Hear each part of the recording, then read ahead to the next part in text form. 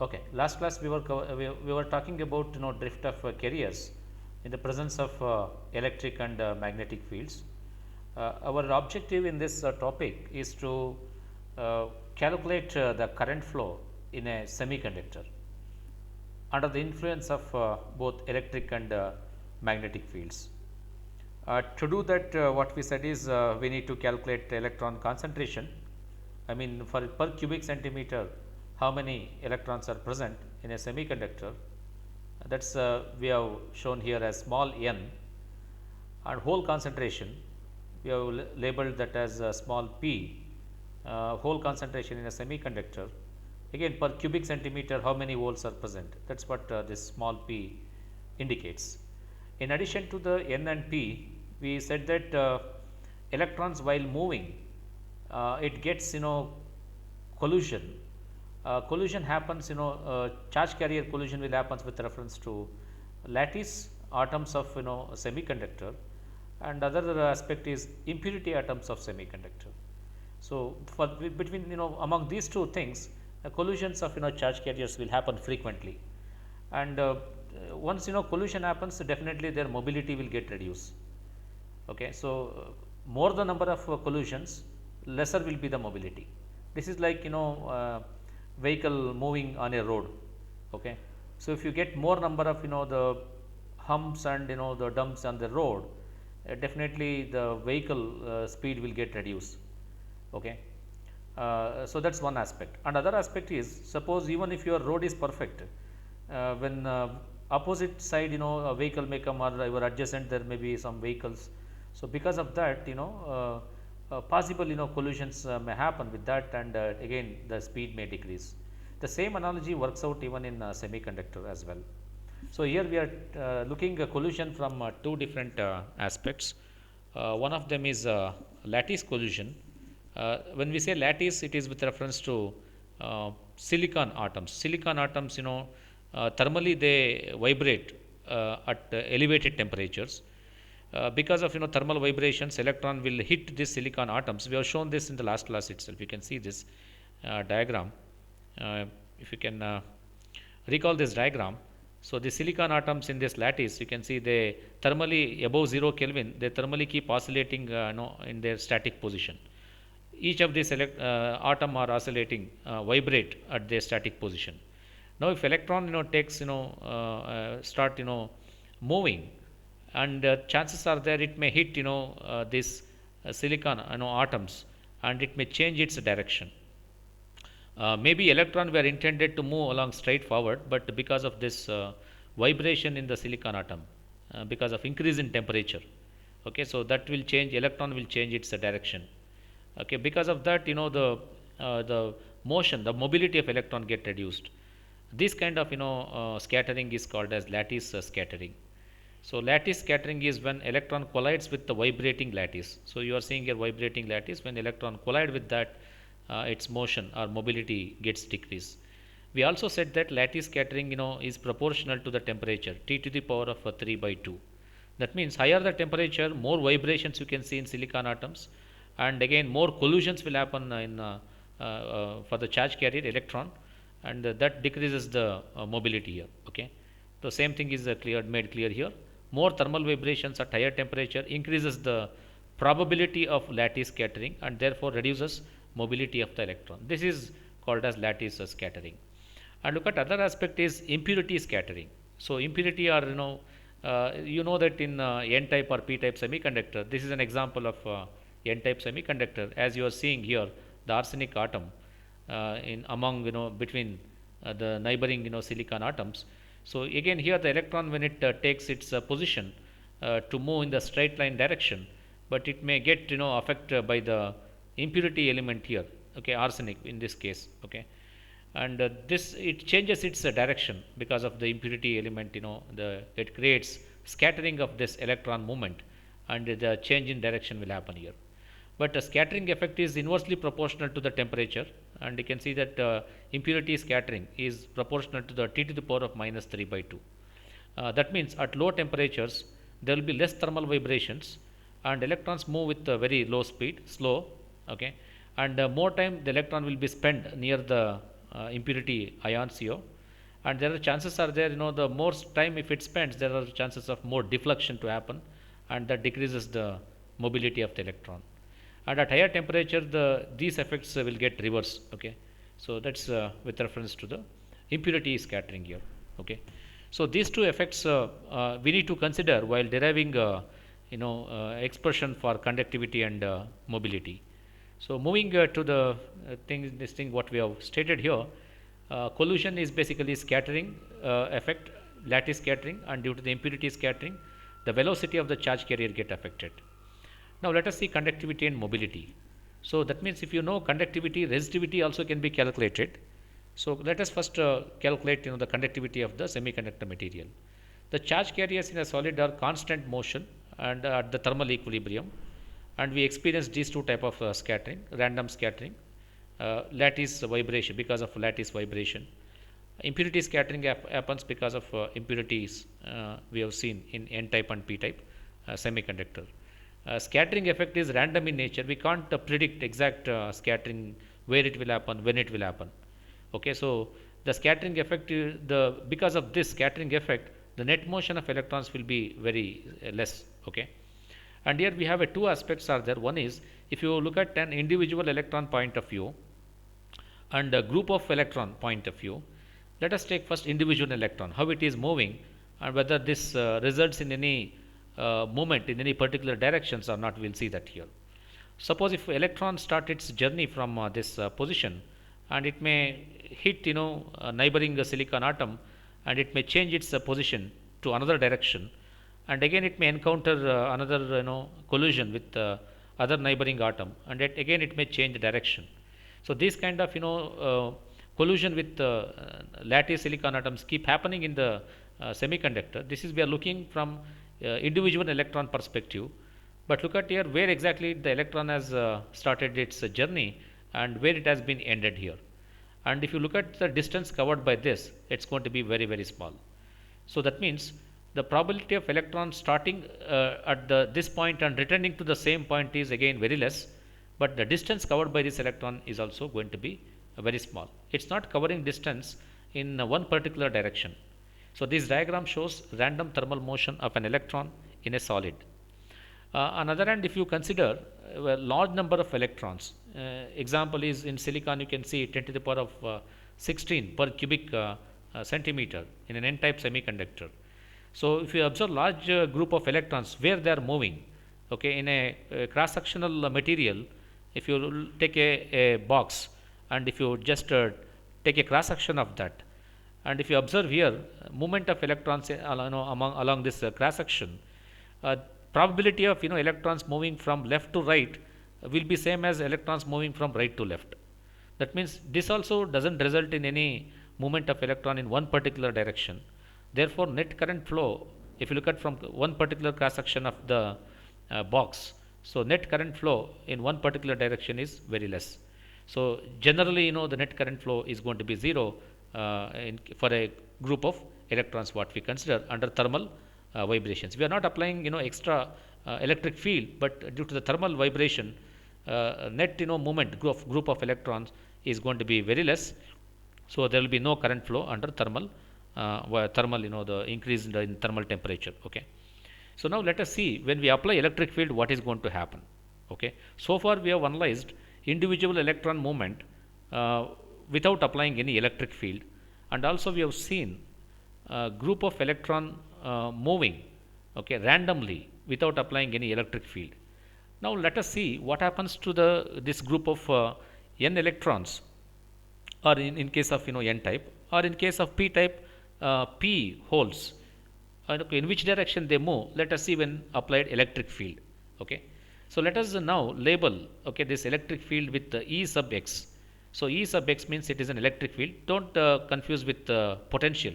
Here in this course we indicate capital E for electric field and capital V for potential or voltage what we apply, and small v for velocity. Okay, these are the terms which you need to understand in this course. So let us see that E sub x is nothing but applied electric field in the x direction. Okay, we'll show this with the diagram later on. Okay, when we apply electric field in the x direction, you can imagine that you can think of this from left to right. If we apply electric field, the force exerted on the electron will be minus q times Ex. Okay, the charge times the applied electric field, and observe there is a negative sign here. So electrons experience this much amount of force, okay, when electric field is applied.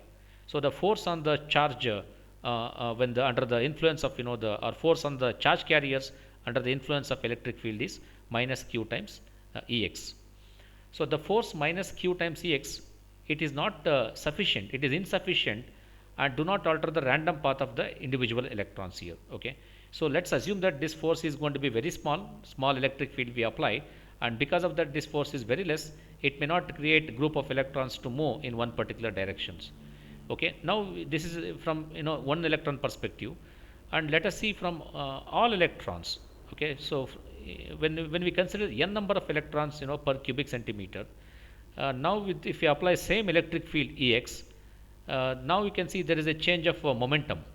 Here P indicates the momentum, and X indicates it's in X direction. Okay, so the total change in momentum, okay, so is given by the, or else you can call this one as rate of change of momentum with reference to time. Okay, up for the applied electric field is given by minus n times q times Ex. Observe this equation, and you can also observe this equation minus q times Ex.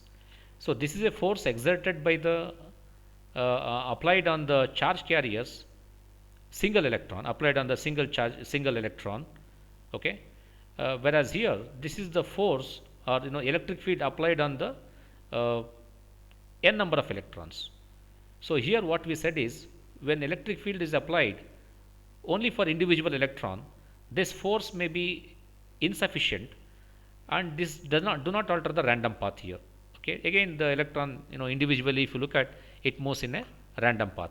But when you observe for n number of electrons in a solid or in a crystal lattice per cubic centimeter, so therefore this equation will get multiplied with the n, that's all. There is no other manipulation here, and minus remains same, and only thing is the n get multiplied. Reason is we are considering this total change in momentum for n number of electrons per cubic centimeter here. So now definitely this, because of electric field is applied for all the electrons, then definitely the overall motion of charge carriers will be in one particular direction. So this affects the average. Now we should not consider just motion of a group of electrons. We should consider average, because see, individual electron may be moving in a random paths, but when you take an average, it results in a motion in one particular direction.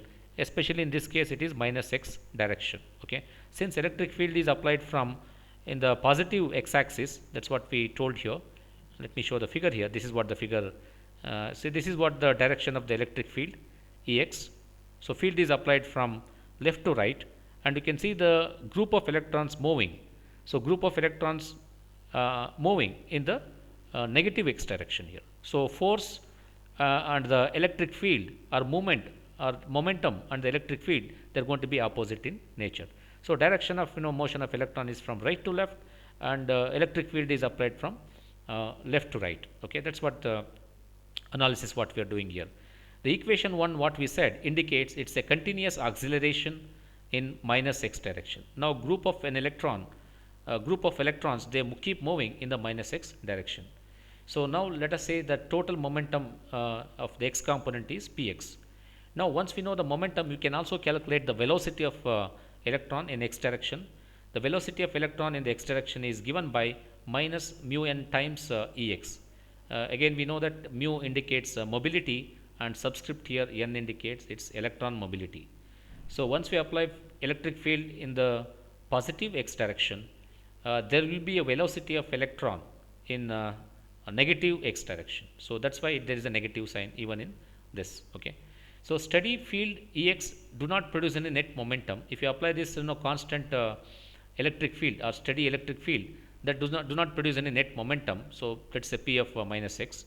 Let us see that what happens when we because we need to account even collisions effects also in this case. So for steady state current flow, when collisions are included, the rate of change of momentum is going to be 0. I will tell you why exactly the net momentum is going to be 0, where even under the steady state we consider. The reason is the acceleration force because of the electric field and the collisions what we are seeing here, they try to balance each other under the steady state conditions what we apply. So therefore, the net rate of change of momentum is going to be 0. The net rate of change of momentum is indicated as dpx by dt, that's going to be 0. The reason is here given here reason, the acceleration due to the electric field will be equivalent to the deacceleration due to the collisions here. So this whatever the field we apply due to the acceleration, that will be compensated by the deacceleration effect because of the collisions here. Due to that, under steady state, the current flow will be 0 because there is no momentum of the charge carriers here. Now let us see that the rate of change of momentum from the collisions, how much this deacceleration it is causing on the electrons. Let us see that here. So to find the rate of change of rate of momentum change from the collisions, we must investigate collision probabilities here. Now let us try to understand the collision probabilities. Here again we indicate with few notations. N0 indicates it's a group of electrons at t is equal to 0. T means it's a time in this case. Okay. And N of t indicates number of electrons that have doesn't undergo a collision within the time frame t. That's what N of t. And now if you see that minus d N of t by dt, that's nothing but rate of change of the rate of change of the number of electrons that doesn't undergo collisions is given by 1 by t bar. T bar is nothing but it's called as a the time in this case. So time is nothing but mean free time here. How much time electron will take to collide and and repulse back. That's what this time t indicates here. So this minus sign if you transfer here, so we can write this as rate of decrease in n of t. N of t means it's a number of electrons that have undergone that have not undergone the collisions. Okay, so that's given by 1 over t bar into n of t. Okay, it's given by that means total electron left unscattered is given by this equation number 3. Now this equation, if you look at here, this is nothing but it's a continuous equation. If you obtain this, if you can obtain solutions for this, here we are doing qualitative analysis here. In-depth solution, the solution derivation is not required here, but straight away we can write solution for this equation 3 since it is a differential equation. So therefore, solution for this differential equation is as given here, n of t, that means number of electrons left unscattered, that is nothing but n of t, which is equal to n naught times e to the power of minus t by t bar. So t bar indicates it's a mean time between the scattering events. Also it is called as a mean free time. So or constant of proportionality. So we can call t bar with different names here. Okay. Suppose if this is going to be the atom, if electron collides this, okay, if electron hit this the silicon atom and it repels back to the same position here. So how much time it takes to get scattered, okay, after collision with the silicon lattice atom, that's going to be called as a mean free time. Okay. So this is called as a mean time between the scattering events, also called as a mean free time, or sometimes it is denoted as constant of proportionality here. So we understood that solution for the rate of decrease of unscattered atoms is given by n of t is equal to n naught into e to the power of minus t by t bar. Students, you need not derive this equation. Only thing is you should remember the end results. So in examination, since it's a this course is based on qualitative analysis, you need to remember the final results here, and you need to understand each and every terms here. So nobody will ask you to derive solution for this differential equation here. Okay. So the probability that electron as a collision in time interval dt is given by dt by t bar. That means you are taking you are dividing with the mean free time. So that is what the probability of electron as a collision in time t is nothing but dt by t. Same equation is rewritten here. So the differential change in the momentum in x direction due to the collision in time dt is given by dpx is equal to minus px into dt by t bar. Okay.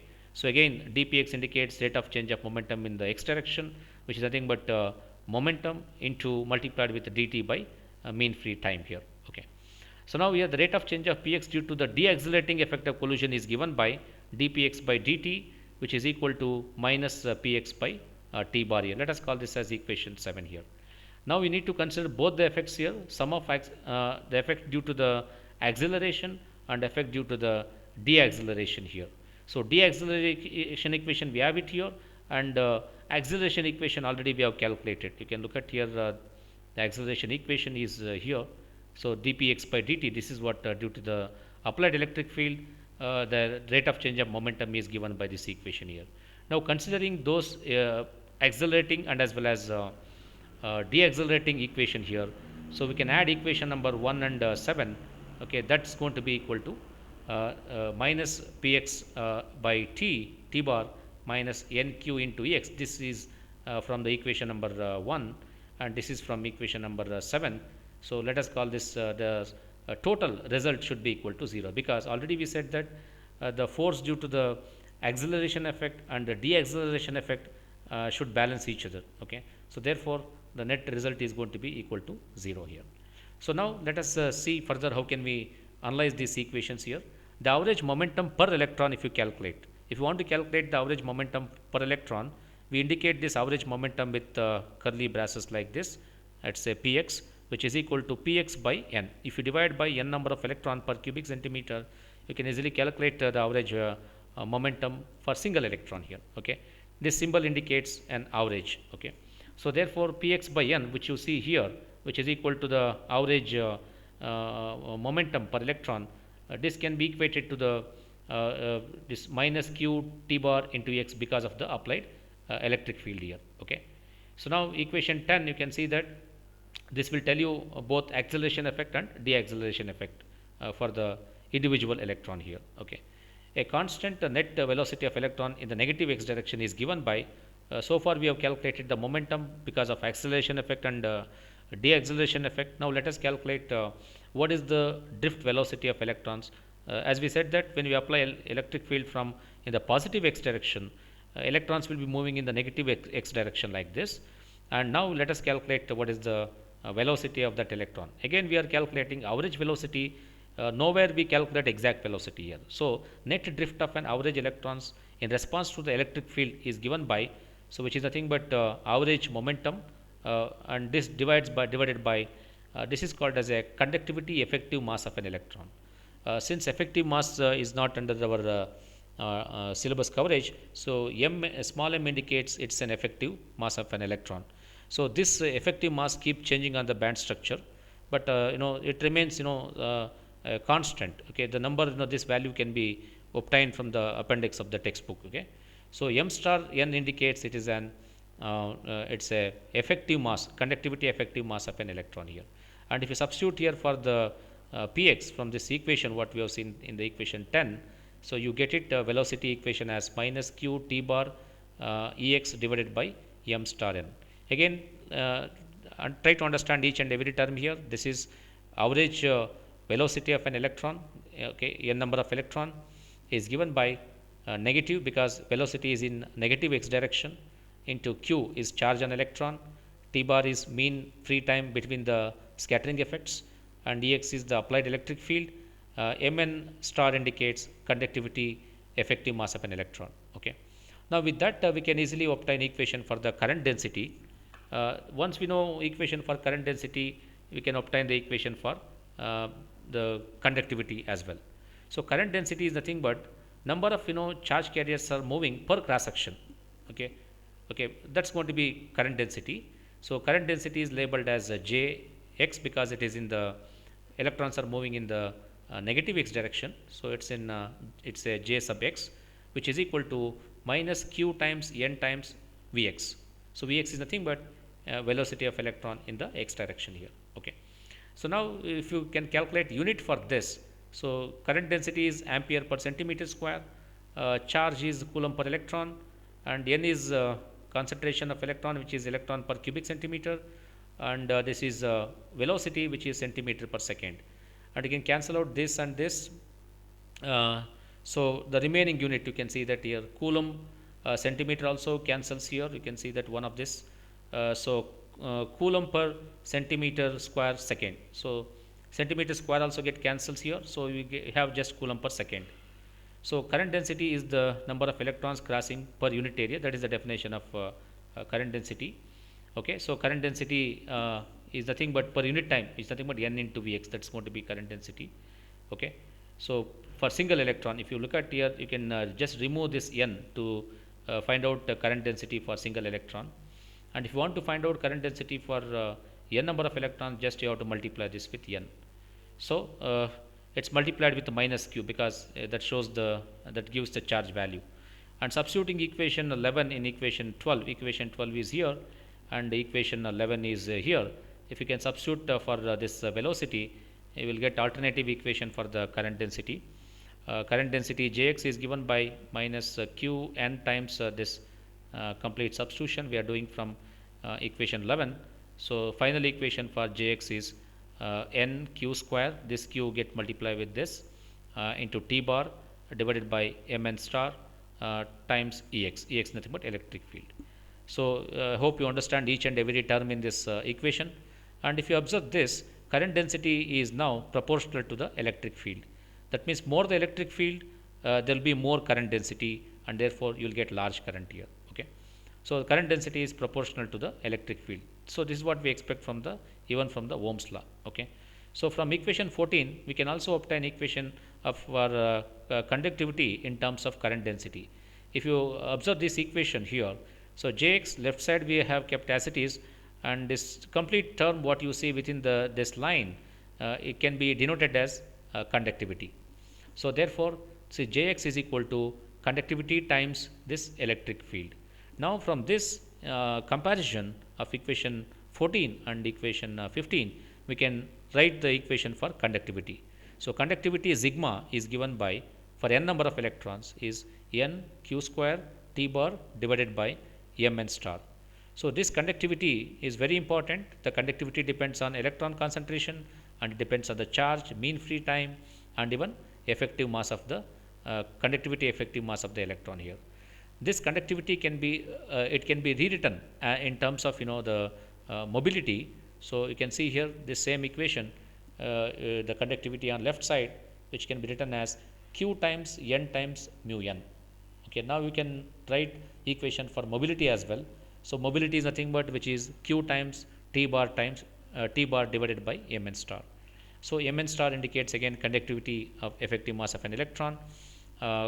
Mu n indicates mobility, electron mobility, which represents electron drift in the material. Mu n again depends on semiconductor material, and it is important the parameter for the device development. Okay, so and if you observe this equation, all these derivations though we have done for electron, and for holes you just need to change a few notations here. Example here for holes, the conductivity equation can be written as q times in place of n we can write as p, in place of mu n we can write as mu p. That's the only difference, otherwise everything remains same. Okay, the conductivity effective mass mn, this can be represented in terms of the harmonic mean, which is given by this equation. So 1 by mn star is equal to 1 by 3 into 1 by ml plus 2 divided by mt, where ml and mt denotes longitudinal effective mass and transverse effective mass here. So all these formulas you just need to remember. So some exercise problems are worked example will solve it based on these relations what we have shown here. Okay, in today's class. Okay. Now the mobility defined by the equation 16 can be expressed as the average particle drift velocity per unit electric field. And if you compare this equation 11 and equation 16, so let me go back and see what is equation 16. Equation 16 is the mobility, and equation 11 is nothing but velocity. Okay, if you compare those two equations, let us see what is the resulting equation you get it. So resulting equation, this is the velocity equation what you have seen here, and this is the mobility equation. Okay, I have rewritten here for your reference, and comparing these two you obtain alternate equation for the mobility of electron. So mobility of electron in terms of velocity is given by minus Vx, this is average velocity of an electron, divided by Ex. Ex indicates applied electric field here. And again we can derive unit for this. So its velocity is centimeter per second, and this Ex is volts per centimeter. And again you can just manipulate, change, modify this, and the overall unit for mobility becomes centimeter square per volt second. So this mobility for various materials as given in the appendix of the textbook. I suggest students to go through the mobility of electron and mobility of hole for different materials. At least you need to remember mobility of silicon, germanium, and gallium arsenide, both electron mobility and hole mobility with reference to these materials. Okay. The minus sign here indicates that the result in the equation 17 results in a positive value of mobility. Okay. So since electrons drift opposite to the electric field. Okay. So electric field and the mobility are going to be opposite in nature. Okay. So current density can be rewritten as in terms of the mobility as you can rewrite here, Jx can be written as sigma into Ex. This is from equation 15, already we have derived it. And sigma, we know that it is in terms of the mobility, q times n times mobility. And again, if you compare this to this, if you can substitute here in place of sigma, you can obtain the equation for the current density in terms of mobility. So therefore current density in terms of mobility is q times n, mu n, and Ex. This equation again 18 tells us that current density can be varied by with the help of the electron concentration. When electron concentration changes, the current density keeps changing, and even mobility and Ex, electric field, applied electric field. So in conclusion, we can say that current density is a function of electron concentration, mobility, and applied electric field here. So this derivation is based on the assumption that the current is carried primarily by the electrons. Okay. So as I told you already, all these derivations what we have done, in all these derivations it's assumed that its current is carried primarily by the electrons here. However, you need not derive both in examination. You can do for one, and you can change notations accordingly for whole current. Okay. Now if you can alter the equations for the whole current, so for whole conduction we can change wherever there is a n in all this derivation, you can change it to p, and wherever there is a minus q, you can change it to plus q for the whole. So also the another term is label is mobility. Mobility mu n get replaced with mu p. If you do these three changes in all the equations what we have derived, so we can obtain the expression or the current with reference to the holes. Okay. So mu p is given by it's Vx divided by Ex. Again you can see there is a positive sign. Hole mobility is plus because holes keep moving in the direction of the electric field applied. So this indicates mobility for the holes. And now if you look at as a total current, we need to calculate both electron movement and as well as hole movement. So therefore, if both electrons and holes participate in the conduction process, so then equation 18 what we have seen here, this can be changed by you can write the same equation for holes, and you can add together due to the electrons and holes. The overall equation for current density due to electrons and holes is given by Jx is equal to q times n into mu n, that is electron concentration times electron mobility plus concentration of holes, p into mu p into hole mobility. This entire equation is multiplied with applied electric field. So shortly this we can write it as Jx is equal to sigma times Ex, where sigma is given by this q times n mu n plus p mu p. Okay. So this gives you the equation for current density due to the both electrons and holes here. So this is what about current density, and if you have any questions regarding this derivation or any doubts you have, you can ask me before we move to the other topic. So far you have seen the theoretical topics in this electronic device, but right now you are seeing the mathematical model with reference to the conductivity and the resistivity. Once you know conductivity, resistivity can be calculated by taking reciprocal of the conductivity.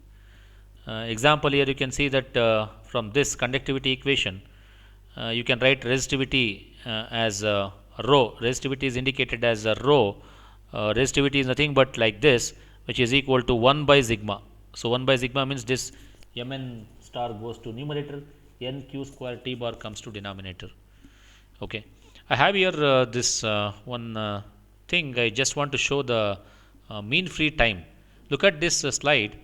How much, so when an electron collide with silicon atom, amount of time taken by the electron to collide and repulse back to the position, this is called as a mean time. Okay, so mean free time, we have shown this mean free time with notation like t bar, right? So t bar means the once it hits the silicon atom in the lattice and reverting back, that's called the t bar. So t bar indicates its mean free time. Okay, how much time it take to return back to the same position after collision with the silicon atom in the lattice. Okay, if time permits, do you want me to go through this next topic? So next topic of interest is drift and resistance. So here we need to take up this diagram and explain to you what do you mean by drift and resistance as well. So let us take up this in the next class. So only few topics are left out in this module. One is drift and resistance, and Hall effect is there. We'll cover Hall effect, that need one separate class to cover that. But along with the drift and resistance, let me club on other topics which are pending, and probably in next class I will cover that drift and resistance. Okay, so I hope you understood now this conductivity with reference to the semiconductor material. Okay, the topic that we have covered, make a note here, it is conductivity. Okay, conductivity and mobility as well. So these are the two derivations we have covered in the last class. You need not derive the equation in examination, but you need to remember the end results of this equation, because in the syllabus it is clearly said that it is qualitative analysis. So no need to learn the derivation, but you need to remember final equations. Okay, so with that, let me conclude today's class, and if you don't have doubt, let me wind up today's class, and next class let us commence drift and resistance. So thank you all for